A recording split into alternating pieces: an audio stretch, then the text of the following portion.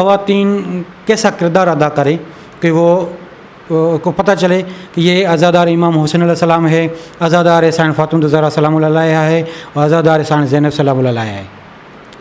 हाँ, ख़वातीन के ऊपर तो बहुत बड़ी ज़िम्मेदारी आयद होती है, क्योंकि ख़वातीन ही जो हैं वो माएँ भी हैं, बहनें भी हैं, बेटियां भी हैं।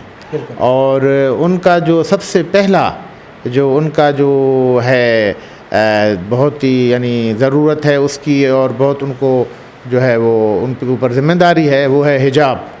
तो उनको हिजाब जो है उसको उसकी जो है सख्ती से उस पर पाबंदी करनी चाहिए। और दूसरा ये कि उनको अपने जो है वो ख़ुसूसन मुहर्रम में उनको अपनी जो है एक इर्तिकाई मनाजिल की तरफ देखना चाहिए, इबादत इलाही। और जो मर्द हज़रात जो मातम में या मजालिस में या अज़ादारी में मशगूल हैं तो उनका हाथ बटाना चाहिए, और ख़ुद जो है वो बच्चों की तरबियत करनी चाहिए।